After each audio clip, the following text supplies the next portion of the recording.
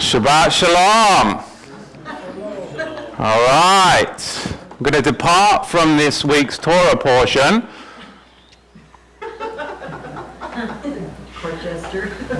I really am excited about what I'm going to be teaching on today.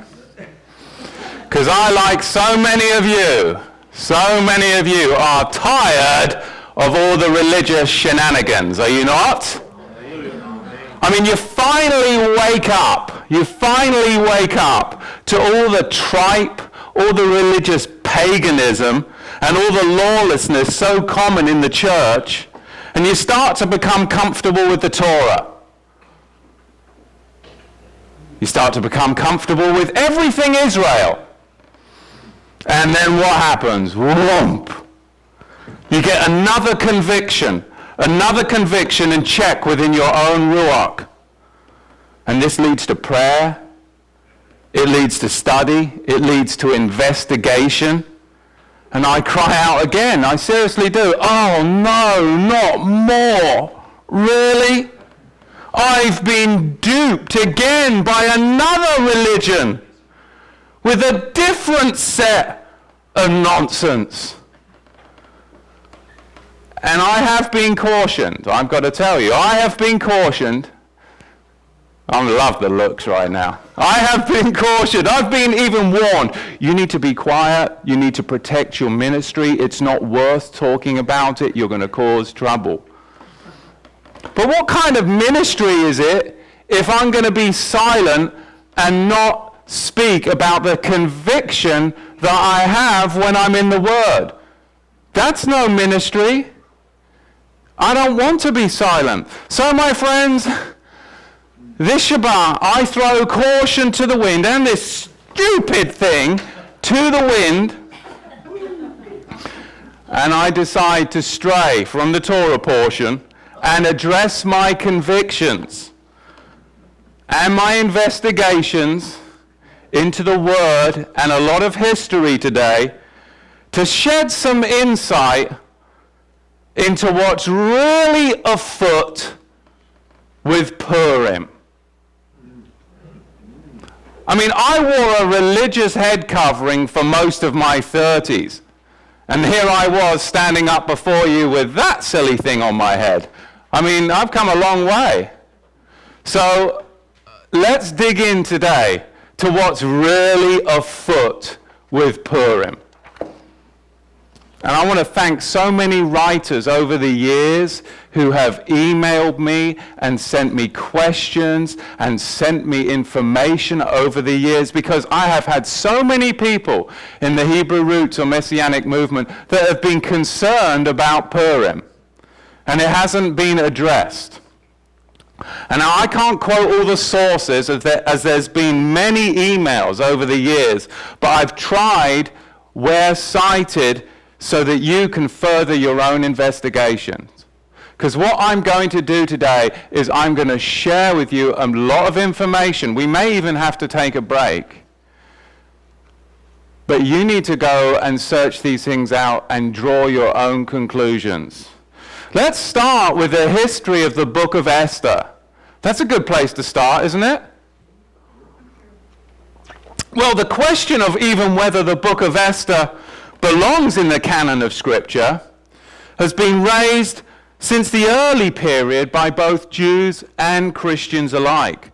The book of Esther is one of a small literary group of books, along with Tobit and Judith, with very distinctive characteristics. And the text is extremely difficult to determine. The book has two forms. One, the long Hebrew, and two, the short, which is in the Greek. Now, of the Greek text, there are two principal types. That of the current Greek Bible, that has a widely variant recension of Lucian of Antioch. It has 6 additional chapters within it, and an extra 107 verses appear interspersed within it. That's the Septuagint, the Greek translation text of the Old Testament. But it does not appear in the Protestant canon. Now, the Greek version contains the following passages not found in the Hebrew. There's a dream of Mordecai that's not found in the Hebrew. Chapter 1, verse 1. There's an explanation given about that dream in chapter 10, verse 3. There's 2 edicts to Ahasuerus, chapter 3, verse 13, and chapter 8, verse 12. And then there's this prayer to Mordecai in chapter 4, verse 17. There's a prayer to Esther as well. And then there's a second account of Esther's appeal to Ahasuerus in chapter 5, verse 1 and verse 2. And then there's an appendix explaining the origin of the Greek version, in which actually Jerome placed his translation of these passages after the translated Hebrew text. So the book of Esther belongs to a type of literature which treats history and geography with a whole amount of freedom. Now, the book's absence from the earliest lists of canonical books, its lack of citation in the New Testament, its lack of references of Elohim, and its lack of religious practices, its excessive Jewish nationalism, and its spirit of vengeance have troubled believers for millennia. There's always been a question about this book. Add to that it is conspicuous within the Dead Sea Scrolls, is conspicuously absent, it's not within the Dead Sea Scrolls. It brings further doubt to its origin. It never mentions the name Yahweh, not even once, nor Elohim. It doesn't mention worship. It doesn't mention prayer. It doesn't mention sacrifice. In the text, there's no thanksgiving of Yahweh for deliverance. None of the characters in the book are mentioned in any other books in Scripture or in any historical records, of course, outside of the Talmud and the rabbinical Kabbalah. In sum, there is no early Christian churches that accepted this book's canonicity. None. Now, in the Hebrew version, Haman is called an Agite or Amalekite. But in the Greek, he's called a Macedonian. But they're 2 totally different races. They both can't be right. So the author of Esther doesn't criticize the means employed for victory, nor does the author engage in any moral reflection about the massive genocide and the motive of the avengers, the Jews. There is why there are some reasons why people over the millennia have doubted the book's origin. Down through history, people have considered the book of Esther interesting Jewish literature, a story, but didn't give it scriptural validity or place any value on it. They didn't believe it had any historical basis and considered the book in the ranks of the book of Tobit and Judith. It was an interesting literary tale, but not much more. Now, it would be a tragic mistake for any believer to consider the events depicted in the book of Esther as models for behavior, as models for unveiling prophecy and timelines. And this is the rub. Many believers celebrate Purim as if it were because their teachers teach it as if it's going to become prophecy involving, you guessed it, the rebuilt temple, the altar, the Levitical priesthood, and all of that stuff. Let's look at the name Esther. It's a form of Ishtar, the Babylonian sex goddess, of course, known today as Easter. Some say that Esther derives from the Persian word stara, meaning star or hidden star.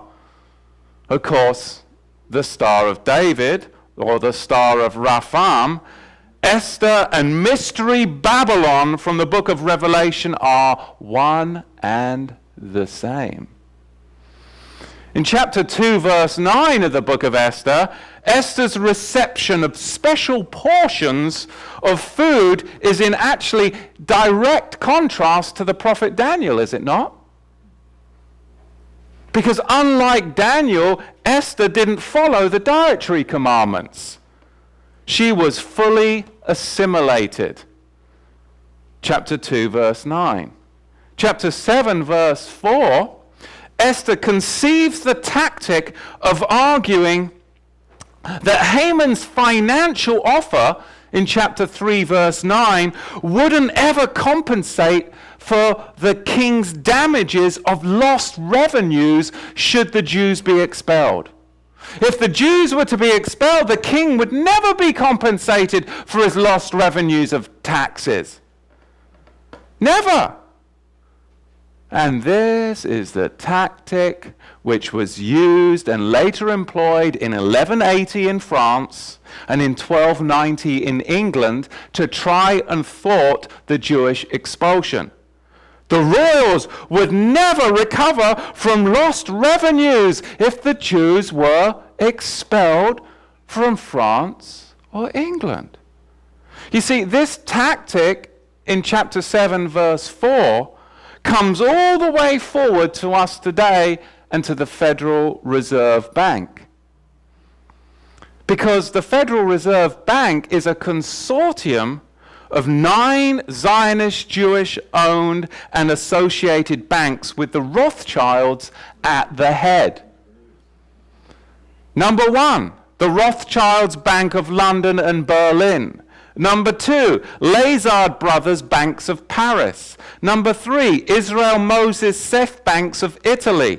Number 4, Warburg Bank of Hamburg and Amsterdam. Number 5, Lehman Brothers of New York. Number 6, Kuhn Loeb Bank of New York, which is now Shearson American Express. Number 7, Goldman Sachs of New York. Number 8, the National Bank of Commerce, New York, which is Morgan Guarantee Trust. And number 9, Hanover Trust of New York, which is William and David Rockefeller, and Chase National Bank New York are the principal shareholders. You see, these are the owners of the global regime that you and I have been enslaved into. Want to celebrate Purim?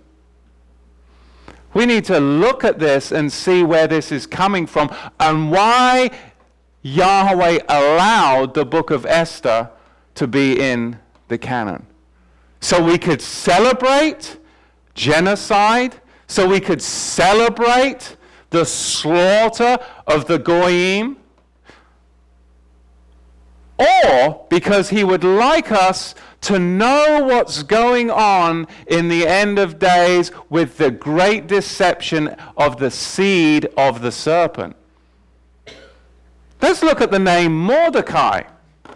Mordecai comes from Marduk, which was the Babylonian city god. So we've got the fertility goddess, Ishtar, and Marduk, the Babylonian city god. It also means a little man or a worshipper of Mars. Now, the prophet Daniel stated that there were actually 120 provinces within Persia. But Esther chapter 1 verse 1 says that there was 127. There's no historical record of Vashti. She doesn't exist. But there are 5 hidden acrostics within the book of Esther, where the Yod, He, Vav, He appears within a phrase. But his name, Yahweh, isn't mentioned within the book of Esther, but there are these 5 hidden acrostics. Chapter 1, verse 20, within the phrase, all the wives shall give, you find Yahweh written backwards. Within the phrase, all the wives shall give, you find the Yod, Hey, Vav, Hey, and it's written backwards. Because this really is a backwards book, and it's really a backwards story. I mean, you'll be backwards and forwards, to-ing and fro-ing, and you won't know where you're going, and then you'll get sucked in by the religious leaders to come and celebrate Purim. And you're a believer in Yeshua. Well, believers in Yeshua need to do things distinctly different than the broad road of the religious masses. And that's why I want to bring forth this information so that you can do your research and you can decide in a couple of weeks whether you're going to go party with the Khazars. Now, in Judaism Discovered by Michael Hoffman, this is what he states, quote, "The spring festival of Purim is a pagan holiday in Jerusalem characterized by Bacchalian scenes of drunken coveting, Halloween-style clothing and masks, Talmudic men and rabbis cross-dressed as women, and a general topsy-turvy, backwards, Lord of Misrule type of ambiance." Pretty much sums it up. But let's not stop there. Let's go to the Jewish Encyclopedia. And the Jewish Encyclopedia acknowledges that there are too many improbabilities for the book of Esther to be true. And it points out 5 major things. Let's touch on that. 5 improbabilities of the story. Number 1. It's generally recognized that Ahasuerus mentioned in the book of Esther, in Ezra chapter 4 verse 6 and in Daniel chapter 9 verse 1, is identical with the Persian king known as Xerxes, who reigned from 485 to 464 before the Common Era. But it's impossible, listen, it's impossible to find any historical parallel for a Jewish consort to this king. There's no Esther. Not in history.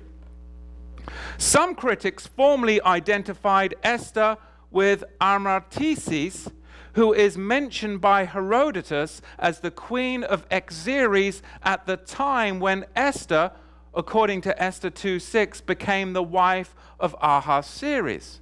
But Amastris, however, was the daughter of a Persian general, and therefore not a Jewess.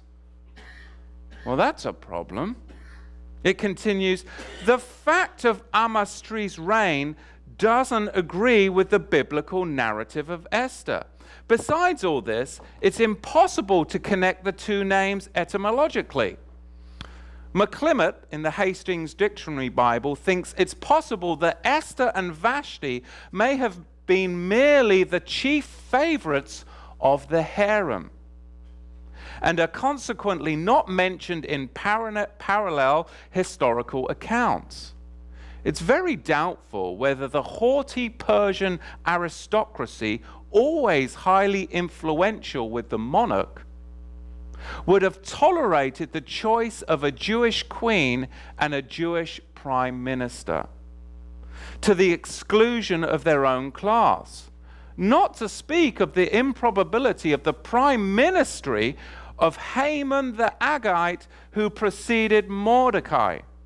Agagite can only be interpreted here as synonymous with Amalekite.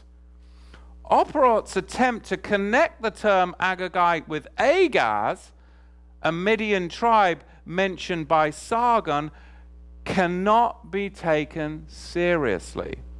The term, as applied to Haman, is a gross anachronism, and the author of Esther no doubt used it intentionally as a fitting name for the enemy of Israel. In the Greek version of Esther, Haman is called Macedonian.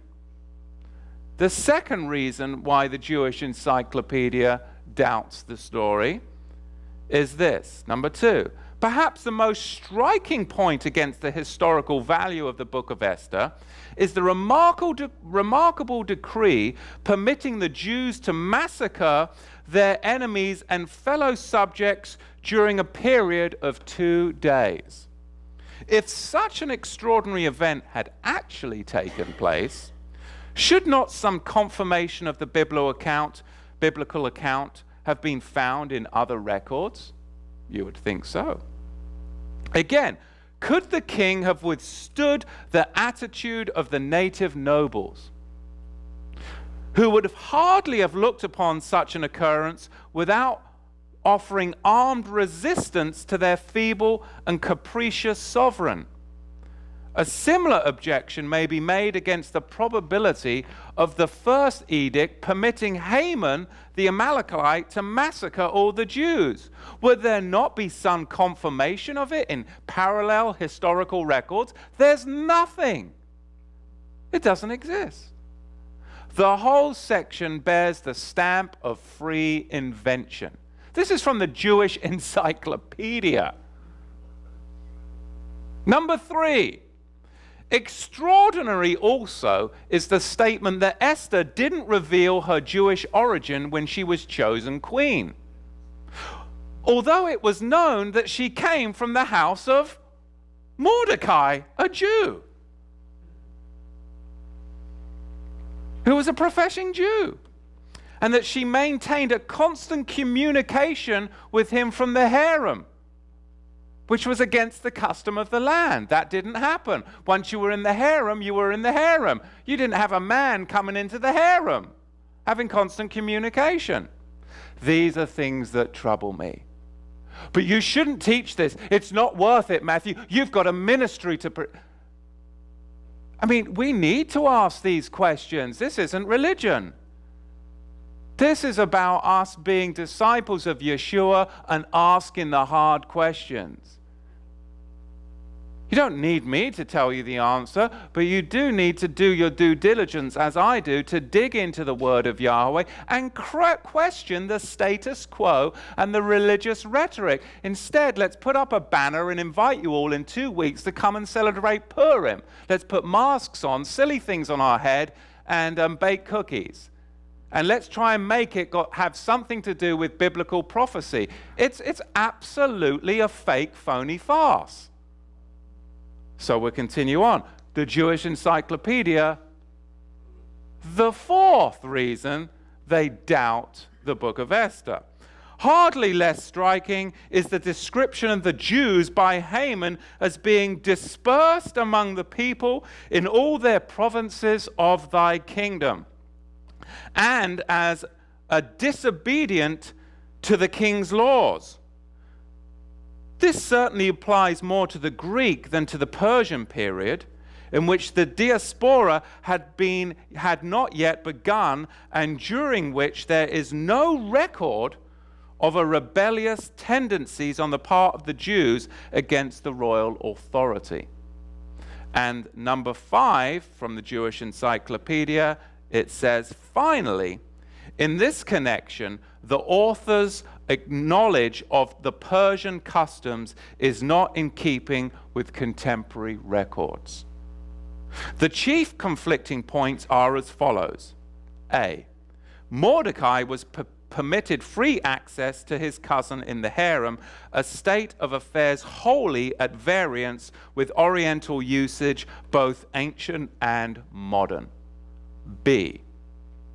The queen could not send a message to her own husband. C. The division of the empire into 127 provinces contrasts strangely with the 20 historical Persian satraps, and it contrasts with the prophet Daniel. D. The fact that Haman tolerated for a long time Mordecai's refusal to do obeisance is hardly in accordance with the customs of the East. Any native venturing to stand in the presence of a Turkish Grand Vizier could certainly be dealt with severely and without delay. E. This very refusal of Mordecai to prostrate himself belongs rather to the Greek than to the earlier Oriental period, when such an act would have involved no personal degradation. Most of the proper names, now this is F, most of the proper names in Esther, which are given as Persian, appear to be rather of Semitic than of Iranian origin, in spite of Opopet's attempt to explain many of them from the Persian. So as we can see, even the Jewish encyclopedia has got some problems and some issues that it brings forth. But let's talk about the 20th century. Let's talk about these Purim fests that happened in the 20th century. There was this show trial of the German Nazis that started in Nuremberg in 1946. Because Purim, to the Jewish Zionist mind, is a time when you slaughter the Goyim, when you slaughter everyone who is non-Jewish. So, let's look at these 20th century Purim trials. The first there beginning with the Nazi trial at Nuremberg in 1946. It was a Purim extravaganza. A Purim extravaganza. American judges were flown over to Nuremberg to break the Constitution because they were outside of America. What they did was break constitutional law which they were bound by, and then went and proceeded to be judges over an international tribunal, forsaking their oaths of where they were sworn to be judges.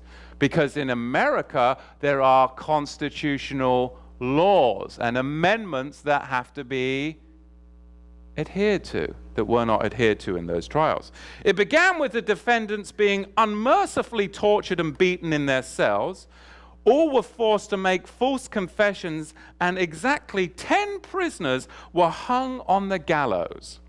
Just like in the book of Esther, with what we find the 10 sons of Haman being hung. Now, Julius Streicher was one of the 10 hung at Nuremberg. Interestingly, it was not officially on Purim Fest when the 10 Germans were hung. But Streicher's last words before being hung on the gallows stunned the onlookers. He declared, "This is my celebration of Purim 1946. I am now going to God. The Bolsheviks will hang you all one day." Then in March 1986, the Jewish Observer, a Jewish publication, bragged that the 10 Nazis killed at Nuremberg for their crimes against the Jews had been found guilty of modern humanism. Now, Colonel Don de Grand Pré writes in Barbarians Inside the Gates, quote, "One must read the book of Esther in the Bible to fully understand the implications of the Nuremberg trials." Let's talk about Saddam Hussein. Saddam Hussein and his sons were viewed as modern-day Haman and his sons. And after the Highway of Death massacre, President Bush ordered a cessation of hostilities, did he not? The war ended on February the 28th, 1991. February the 28th, 1991 was none other than the Jewish festival of Purim. If you look at a lot of the dates that the politician, the presidents, and the leaders do things, which are actually celebrated by AIPAC and the Jewish lobby, they happen on Purim. Because the world doesn't know it, but those that celebrate Purim see the connection. So what happened? On Purim, President Bush, in fact, ordered a cessation of hostilities on that day. This fact means that the slaughter of these fleeing Iraqi soldiers, it occurred when? Purim 1991. Then there was a 48-hour ultimatum to Saddam and his sons, precisely paralleled to the Jewish holiday, Purim. Because at 8:15 p.m. Eastern Standard Time on March 17, 2003, the president appeared on TV to announce a 48-hour ultimatum to Saddam Hussein to leave the country with his sons. Haman and his sons must leave.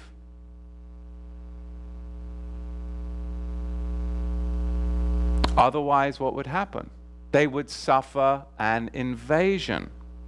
Thus, the 48-hour ultimatum expired when? 8:15 Eastern Standard Time, March 19th. And in Israeli time, President Bush appeared on TV at 3:15 a.m. on March 18th, and the deadline expired at 3:15 March 20th. Purim was celebrated that year from sundown, March 17th, through March 19th. In fact, the Purim celebration that year was comprised of the following events. March 17th was Ta'anit Esther, the feast of Queen Esther, of course, the heroine of Purim. March 18th was, in fact, Purim. And March 19th was Shushan Purim, the day Purim is celebrated in Jerusalem and other cities. So for the whole entire 48-hour period and ultimatum that was given to Saddam Hussein, it occurred precisely during the time of Purim and the celebration of Purim in Jerusalem. You can see that President Bush deliberately chose March 20th, 2003 as the start of his war against Iraq. Why? Because it was important and a very specific occult day to the current Jewish considerations of the presidency. And there's even a question I have about Haman's sons. If Haman's sons had already been killed, all 10 of them, in chapter 9, verse 12, how could they be hung the next day, which was tomorrow, in chapter 9, verse 13? Could you tell me that? Just something that troubles me. I want to expose the hate, the racism, and the intolerance that Purim is. The violence of the book of Esther is a kind of civil war, of which Cicero called the worst of all calamities.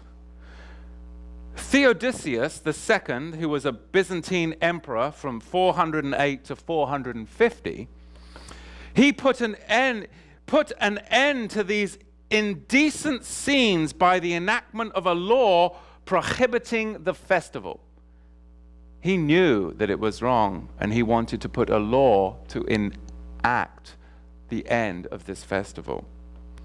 And he said, there is no single fact in history more clearly obvious than the peculiar animosity of the Jews for all peoples other than their own. It is only to be understood on the basis of the almost incredible obsession of race superiority. The myth of the chosen people, the general antagonism against all Gentiles in general, is surpassed only by the Jewish hatred of believers in Jesus, Christianity in particular. You see, from its inception, Zionism has a symbiotic relationship with anti-Semitism. From its inception, Zionism has a symbiotic relationship with anti-Semitism. Leo Pinsker, perhaps the first to articulate political Zionism, argued in his 1882 book, Auto-Emancipation, that the Judophobia is intractable. As a psychic aberration, it is hereditary. It is a disease transmitted for 2,000 years, and it's incurable. You see, the Cabbalistic secret of Purim is that the Hitlers and the Saddams of the world make the advancement of the Judaic equilibrium possible, because without violent, implacable opposition to and the hatred of all Jewish persons, including law-abiding ones of goodwill, the rabbinic work of the occult cannot advance. They have to have it. Let's look at the Purim customs from Bar Ilan Jewish University. This is from the Jewish University in Israel, Purim customs. In synagogues, Jewish children beat willow branches to symbolize the beating of Haman. They beat, whip, and hang life-size dolls of Haman.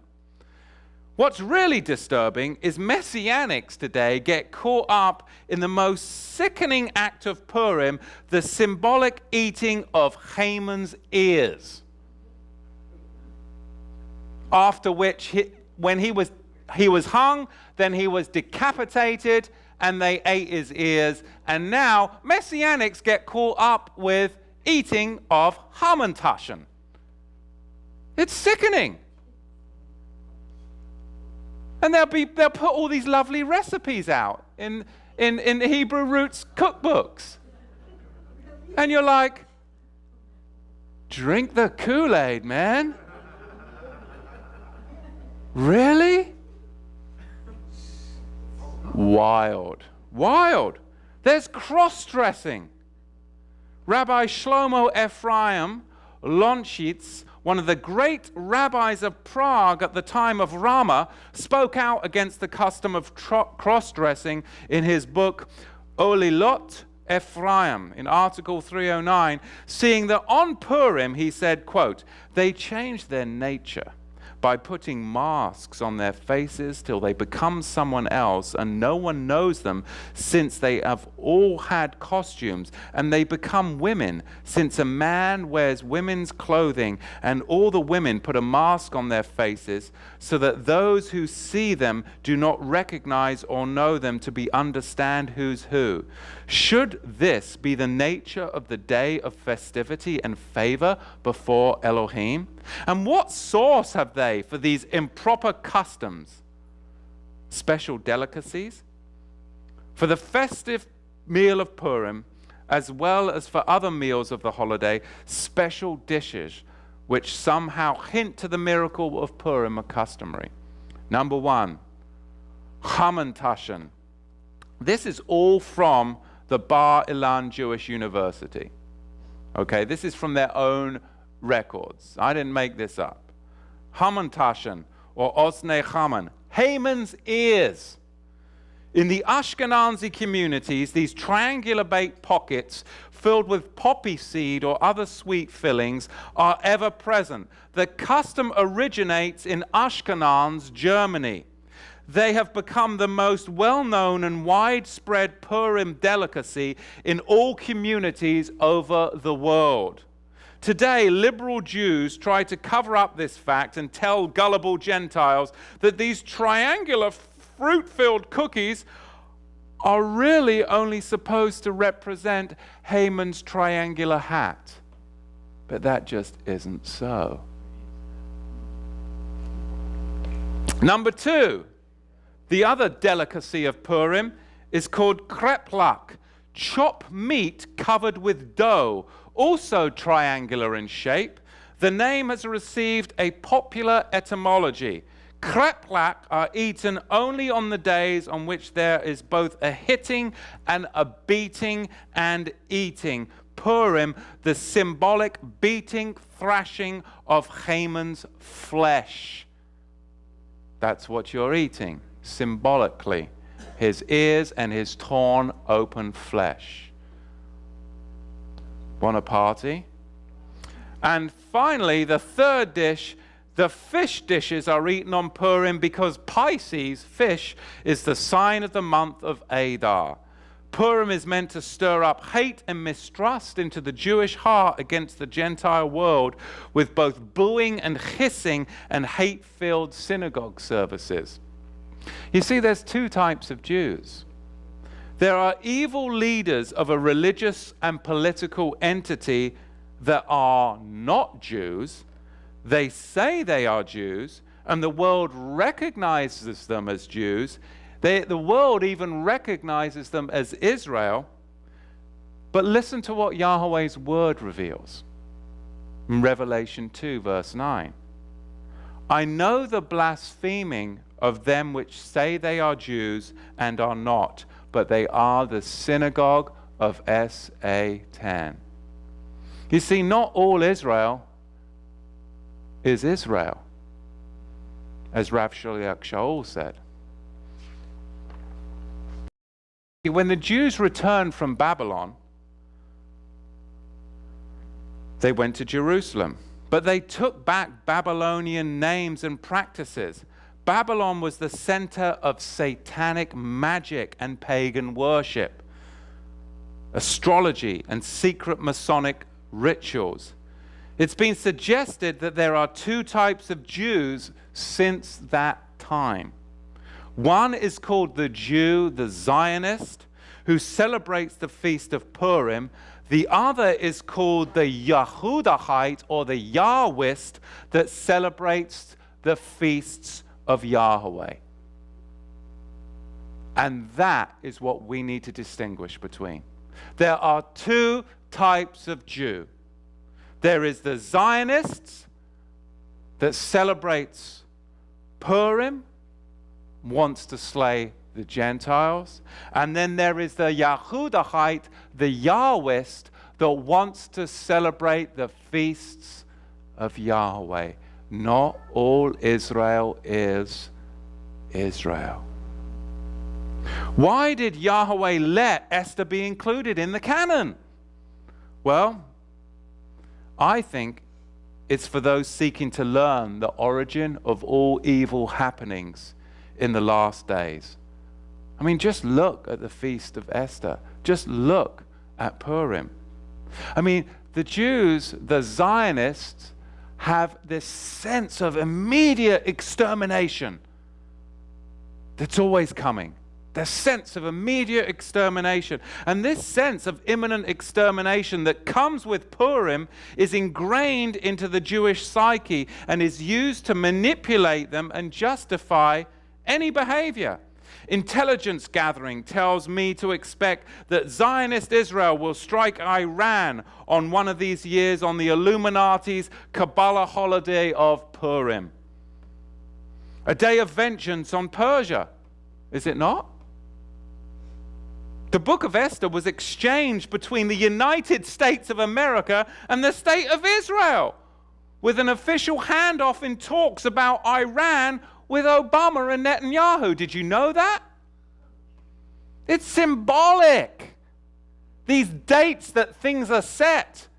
And the heathen, of course, are so busy watching the Super Bowl, they have no idea. Well, it's Valentine's Day.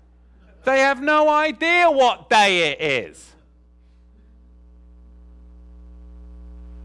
Oh, but you don't think the politicians know, who are getting their hands filled with money from the Zionist lobby?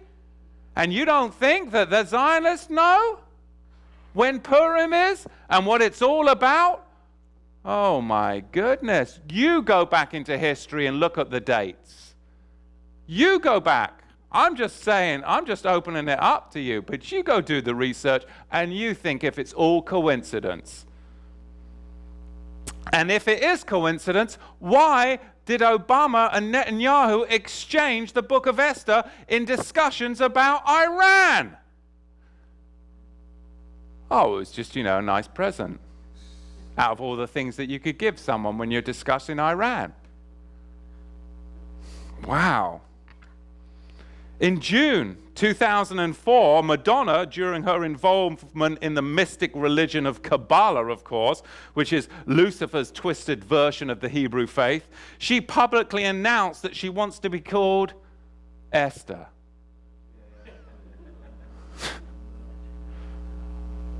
You see, Purim is a celebration. It is a celebration. It is a celebration about compromising your faith. It's a celebration about having to deal with the consequences of living a compromised faith. if you're compromising your faith and you're having to deal with the consequences of living a compromised life, go knock yourself out with Purim. Because that's what it's really about. Listen, we all know people who've cut off their primary spiritual avenues to Yahweh because of unbelief and rebellion. We all know people like that. People who refuse to return. People who refuse to repent.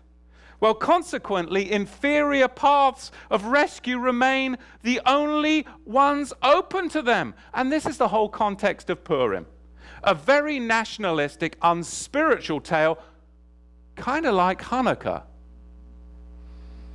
It teaches us that it's okay to spiritually marry yourself to a pagan deity, to a demon, in order to rescue yourself from a situation caused by your own apostasy.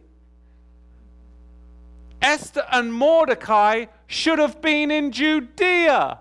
They shouldn't have even been in Babylon.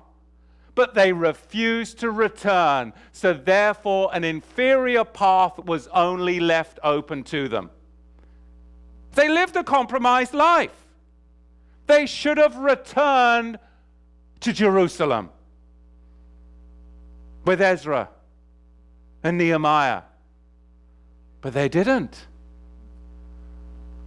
It's a lesson for us in the exile in the USA today.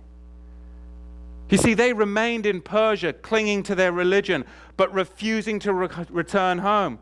So they did the next best thing and had to face tough consequences, tough choices based upon that poor decision. What are we going to do? What are we going to do if we're given the opportunity to go and harvest the land of biblical Israel? Will we stay here back in the opulence and comfort of exile? Because if we do, we'll have to deal with the same consequences. You see, if we follow the Esther model, we won't make it. We won't make it. The Esther model is for those who have been disobedient and are trying to get rescued from a life-threatening situation, having chosen to be in the wrong place. Many of our Christian brethren, in fact, the vast majority, are going to find themselves in the Esther situation. When the secret rapture fails to materialize and the Antichrist system starts rounding them up and deporting them to FEMA camps for mass extermination. I mean, will you head with Yahweh to the 12 cities of refuge? Or will you refuse to stay in the opulence of exile and have your own Purim party? You see, Purim is about a celebration of compromising your faith and having to deal with the consequences of it. They should have been in Judea, and you don't spiritually marry yourself to a pagan, literally, or a spiritual demon. Because if you do, inferior paths are the only ones left open to you.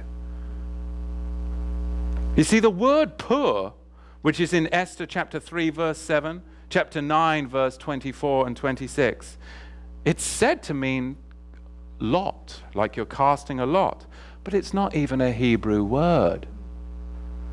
It's from the Assyrian purah, which means a pebble or a small stone, which could be used like dice. Let's talk about Nicanor's day. Nicanor's day.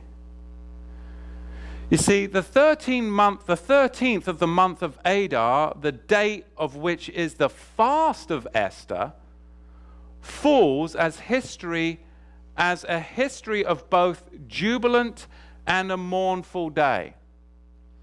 You see, the 13th of the month of Adar is when the fast of Esther falls. That is a mournful day, is it not?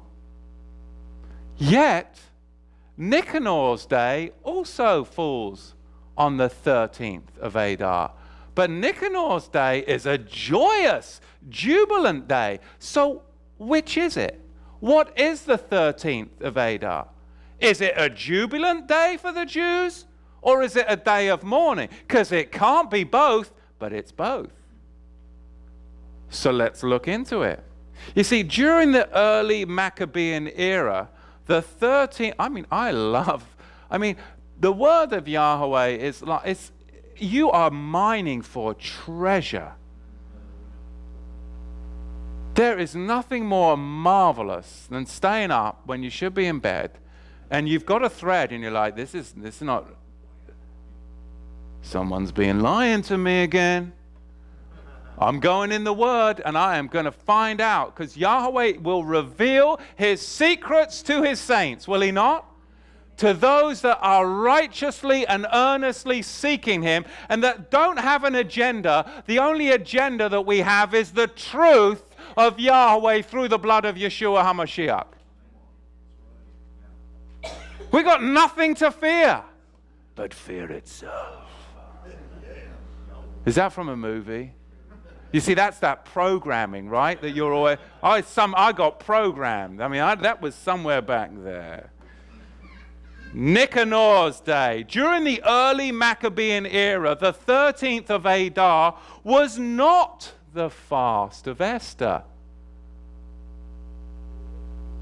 but it was the feast of Nicanor.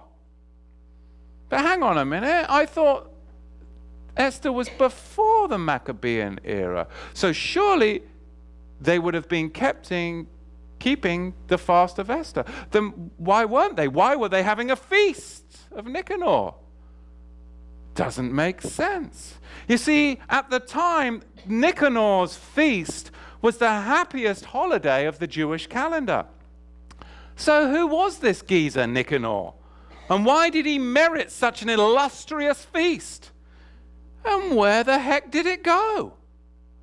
Why is it not on the calendar today?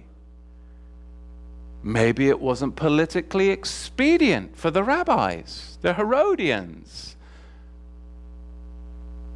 First Maccabees reports that not long after the events of commemorating Hanukkah, King Demetrius, the nephew of Antiochus Epiphanes, dispatched his Jew-hating general Nicanor. Then Nicanor was sent on a mission to slaughter Judah Maccabee and the people once and for all. The fateful battle between Judah and Nicanor took place on none other than the 13th of Adar. But things didn't quite turn out the way Nicanor had planned. He ended up getting his head lopped off, decapitated, and his head stuck on a spike outside of Jerusalem. So, Nicanor's day, the 13th of Adar, became a feast, a celebration, a party for the Jews. Nicanor's day was described in the second book of Maccabees as a feast to celebrate this deliverance, and was widely observed in the land of Israel over the next 2 centuries until the destruction of the temple. Yet, despite its one-time prominence, this feast of Nicanor, it's vanished from the Jewish calendar. What happened to Nicanor's day? And how could such a happy occasion be celebrated on the 13th of Adar in the first place? Can you tell me that? Because the 13th of Adar, according to the book of Esther, was celebrated and set aside, but set aside not for a celebration, but for a day of fasting. So how could Nicanor's day come along anyway in the first place? Very suspicious. Very suspicious. Well, apparently, in Maccabean times, neither Purim nor the fast that precedes it are mentioned anywhere outside the book of Esther. Not mentioned at all.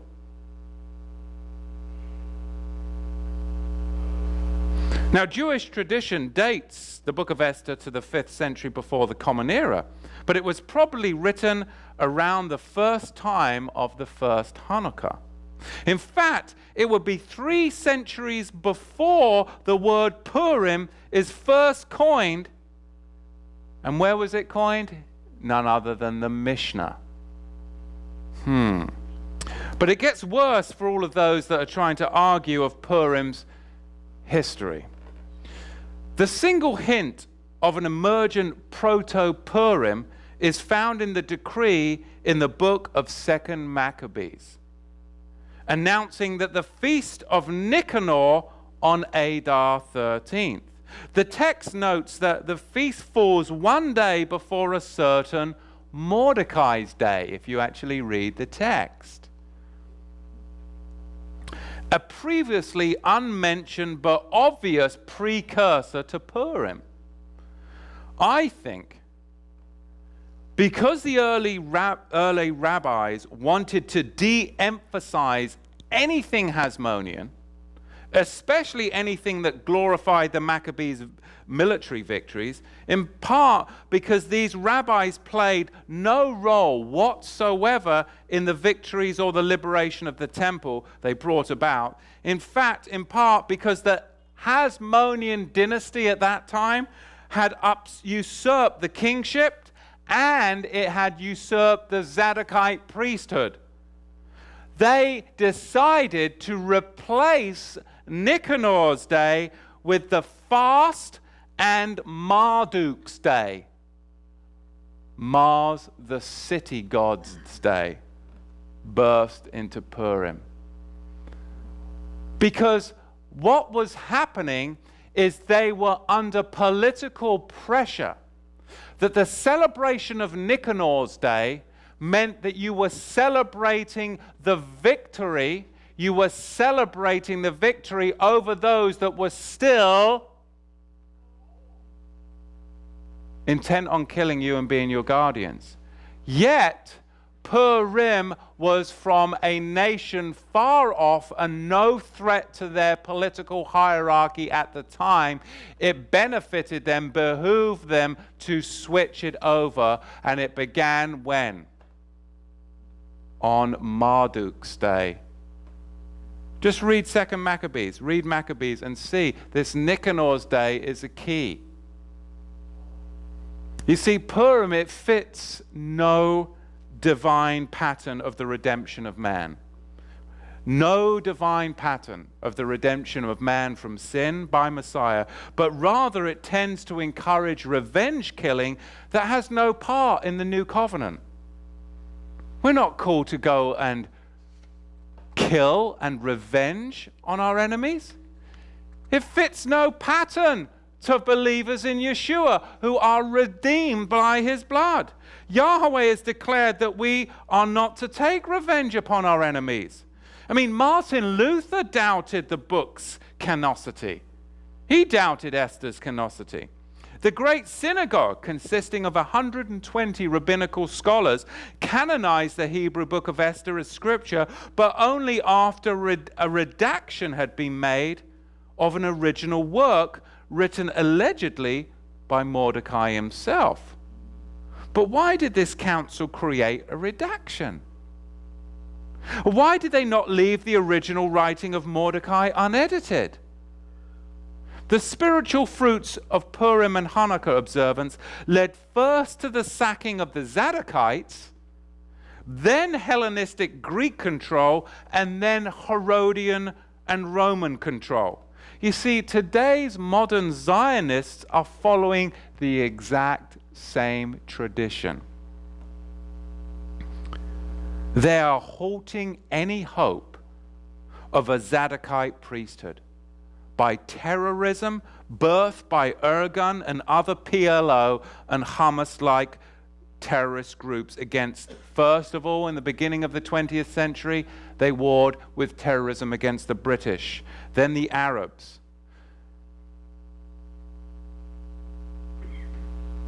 I talk so many times about the fact that the Ashkenazi are the sons of Japheth. Ashkenaz sons of Japheth, not Shemitic, but Japhethites. I teach so many times that the Ashkenaz are not, in fact, the Yahudim of the scripture, not biblical Israel, but Khazars, converts from the Khazarian region. But what I haven't stated before, and people have asked me, if they are not the Jews, then who are the biblical Yahudim? Who are the biblical Yahudim? That's a valid question, especially considering what we are warned about in Revelation chapter 2, verse 9. Well, let me have the words of David Ben-Gurion tell you who is biblical Yahudim. The first leader and founder of the state of Israel was in fact a historian before he became the founder and leader of the state of Israel. And also Yitzhak ben Zevi. They wrote in 1918 in their history book, I forget its name right now, but they wrote in their history book, as they were going to the land of Palestine, that in fact the Palestinians or the nomadic Arabs were none other than the Fehalin. The Fehalin is a term for migrant lower class farmers, because it is a fabricated history that is sold to you today. The Romans never rounded up all of the Jews in 70 and took them captive. What the Romans did is they plundered the land, took the temple treasures, the Arch of Titus tells you that, and they left prefects to govern a conquered land. But the Jews of Yeshua's time stayed in the land, they were attached to the land, and they worked the land until they had a sabbatical rest. And then they continued to work the land for 49 years until they had a jubilee. And this is what they have done, linked to the land, never left the land. But then, under much persecution, these Fehalin, this is according to David Ben-Gurion, not Matthew Nolan, but David Ben-Gurion and Yitzhak ben Zevi. Before they changed the narrative, because it didn't work because of the Hebron massacre in, I believe, 1929, they had to realize that the natives of the land, the Palestinians, are the real Yahudim that have been enslaved since 1948 in camps. It's upside down and backwards. These aren't my words. This is David Ben-Gurion and Yitzhak ben Zevi. But because the native land workers that never left, what happened? Islam came in the 600s, and they said that if you didn't convert to Islam, that you would continue to pay the jihiz tax. You were so heavily taxed if you were a Jewish farmer that you converted to Islam because you wanted to follow Allah? No, because you were linked to the land, linked to the soil, and you converted so that you wouldn't have to pay the tax, so that you could stay in the land. David Ben-Gurion recognized that the Ashkenazi are more associated with the Welsh, whereas the Palestinians are the real Yahudim. But then there was an uprising in Hebron, I believe it was in 1929, and David Ben-Gurion and Yitzhak ben Zevi realized we are not going to be able to assimilate the Jews that are in the land into Zionism. We are going to have to come and fabricate a history that is what the current narrative is today.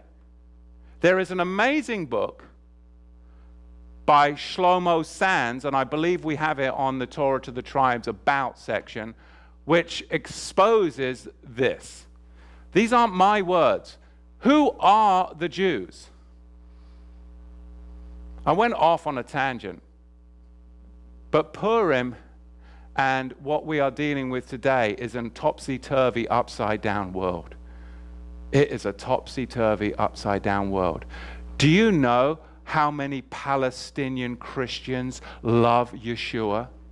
Do you know that these are the natural inhabitants of the land? Do you know how many Palestinian Christians have been forced out of their homes in Bethlehem? Look at the demographics of Bethlehem over the past 30 years. It's totally changed.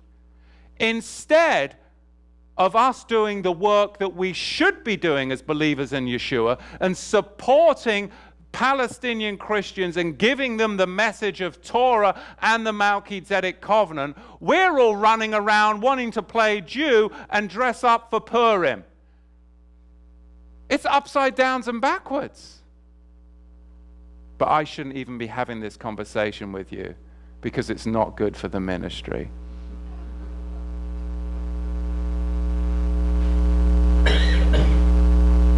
What a wild, crazy, religious nutjob world we live in, where people are afraid to speak the truth. People are afraid to question the narrative. Read your history. Those words, I spoke them, but I was coming from their history and the very words of the founder of the state of Israel. And you wonder what is going on in the world today. Our job is to help the Christian Arabs, brethren. Our job is to help those that are born again, that have Yeshua in their heart, that are Arabs. That's where we're to go. You're not supposed to go to those that are the synagogue of Satan, that hate Yeshua, that put a monkey up on their national television and crucify a monkey with a stripper. And if those of you who don't know what I'm talking about what is allowed on Israeli national television, the mocking of Yeshua by those that say there are Jews that are not. It's an outrage. It's an outrage to those of us that have Yeshua living within our hearts. And that's what gives me the courage to speak out, because he is living within me. That's what gives me the courage to speak out, because my life is a testimony to him and him alone. I don't care. I'm not trying to be anything other than the new creature and creation that he made me when I was 24 years old. And neither should you. Judaism is the most racist religion out there. And we need to look beyond color. We need to look upon national origin, because there is neither Jew or Greek, slave or free, but you are all one in Messiah. If you're an Arab and you know Yeshua, then you graft into Israel, but maybe somebody needs to give them the message of the Melchizedek covenant. Instead, you're cowering around Jews that hate Yeshua, hoping that you can convert them to the faith. But they don't want to know. Not all, but I'm just saying we need to question the status quo, because the media is telling you that the Palestinians are the devil, that they're evil, that they're... But that's not what David Ben-Gurion and Yitzhak Ben-Zvi wrote in their history books. But they had to change the narrative for the expediation of political Zionism. And I was talking about Purim. I don't know how I got off on that. But let's continue on. Because what happened in 1948 then was this military war of independence. Has that created biblical Israel? Has that created peace in the Middle East? No, it hasn't. You see, the Zionist state is antichrist as it is. And it is threatened by the same kind of terrorism by militant Muslims, just as it used on the British, just as it used on the Fehalim, the original Yahudim, inhabitants of the land that converted to Islam, not because they were interested in the religion, but they were interested in the land. That is why there are so many Arabs right now that are turning to Yeshua. But we need to be a part of realizing that Yahweh's people are the people who have a heart for him. It's all these Arab Christians that are being slaughtered all over the world. Who are the Yehudim?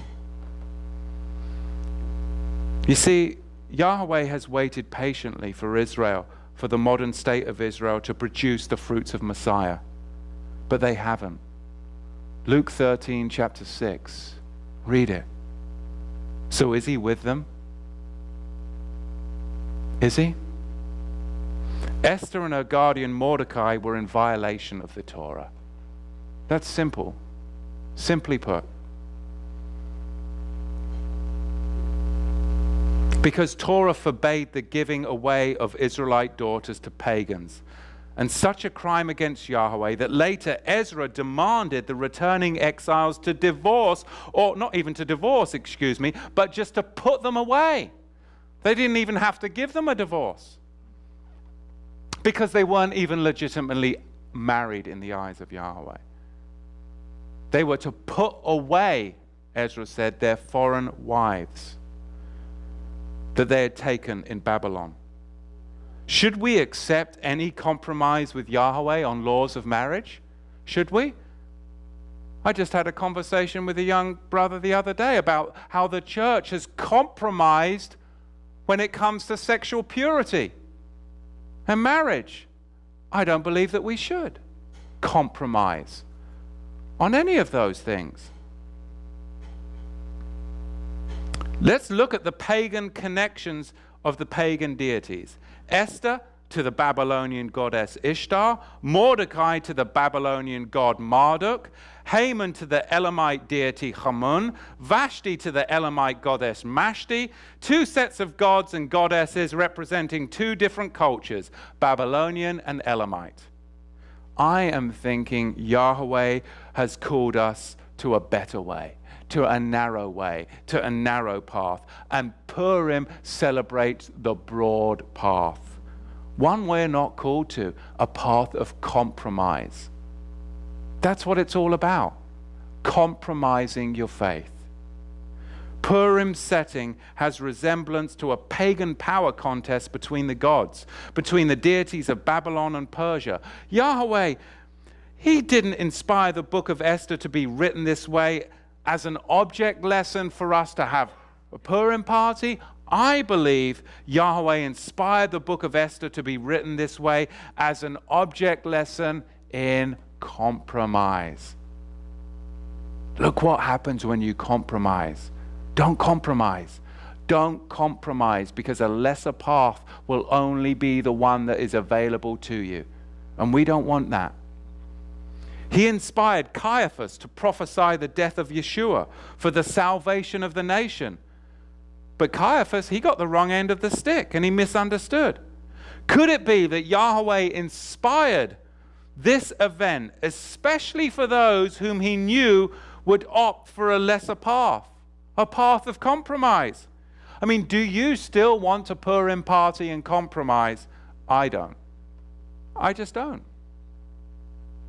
It seems to me that the holiday, later known as Purim, arose in the long-established Babylonian Persian diaspora as a Jewish adaptation of a Persian end-of-winter masquerade celebration, kind of similar to Europe's Carnival and Louisiana's Mardi Gras, with cross-dressing, fornication, and in Jewish synagogues, drinking till you're so drunk that you can't tell the difference between Haman and, I believe they say, Mordecai. That's what it is. I believe Yahweh allowed this book into the scripture to reveal the tactics of our enemy, the serpent seed. The synagogue of Satan in the last days, where Zionism denies the existence of the Israelite people, whom they consider simply as a bridgehead of a Jewish people engaged in colonialization combined with fragments of an occult, nationalized religion. And I don't want any part of that. because Yahweh has called us to a higher way, a higher path. I know that there was a lot of information today, but people are literally going to be drinking the Kool-Aid here in a couple of weeks. And you know, I think we need to look into these things. I've had so many emails over the years, and I've never addressed this. And finally, I'm like, you know what? Now is the time. There are thousands of brethren out there that have had these questions, that have been concerned, but their leaders have not taught them. They've gone along with the Jewish status quo, the rabbinical status quo, and will continue to do so. But as for me, I'm standing up and I'm saying, look at these things. Because time is short and Yahweh has called us to a higher path, not a path of compromise, not a path of Purim. Questions, comments, anybody? We have a mic, yes. If you go to the About page on Torah to the Tribes, I believe you'll find some of the resources I use. One of those books is The Invention of the Jewish People by Shlomo Sand. It is internationally recognized as a great work, and of course it has been suppressed thoroughly by the Israelite state or the Zionist state. So, Matthew, this is an online question. Where are the 12 cities of refuge? Where are the 12 cities of refuge? That's a great question, but we live in Salem. Down the road is Melech's Valley, King's Valley. Down the road is Goshen. So I don't know about out there, but I'm thinking we're pretty good at, out here. And another one was just a comment. If not all Jews are Jews, therefore not all Palestinians are Hamas. Right. There was a great book I read at one time, Son of Hamas. It's a good book. I mean, it's a secular book, but it's a good book. It's about the son of one of the Hamas leaders and how he was thrown in prison and he was taken by Mossad and used as an infiltrator into Hamas, and he got saved. He got saved in Bible study. I mean, this is Yahweh's people. He's in their heart. Doesn't matter what nationality you are. So, we have to end the racism.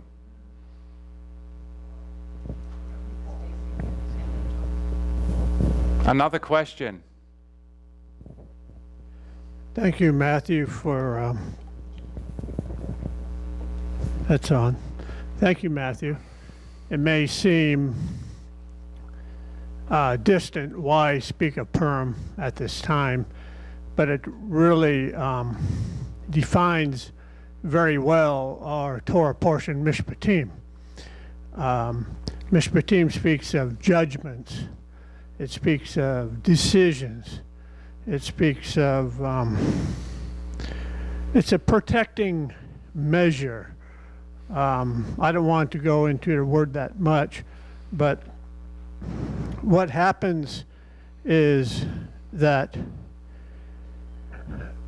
by presenting Purim, you give your hearers an opportunity to make a better or good, better, best judgment, to make better decisions about how they're going to walk, because we know that although our Abba is unconditionally bound to us by his love for us, we are conditionally bound to him.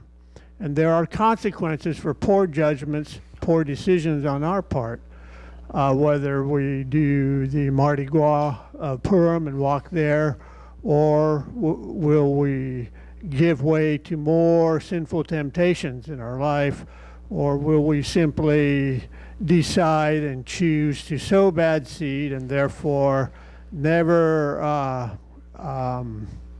bear fruit, good fruit from good decisions, good judgments, mishpatim.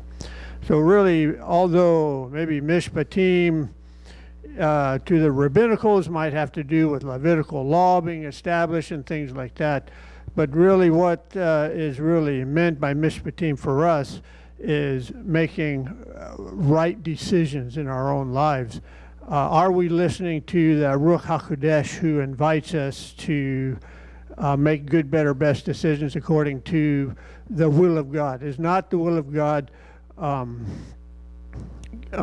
expressed to us through the Ruach HaKodesh that we might follow it, that we might search out truth as you speak of, and not be deceived by the rest. And so thank you for your presentation on Purim, because it helps us to understand what is truth and where will we walk, because there are consequences. The conditional aspect of our covenant with our Abba has consequences involved with it. Even in Yirmiyahu, in the Haftarah portion, Yahweh says, "Fear not, Jacob my servant, for I am with you. I will make a full end of all the nations to which I have driven you, but you I will not make a full end.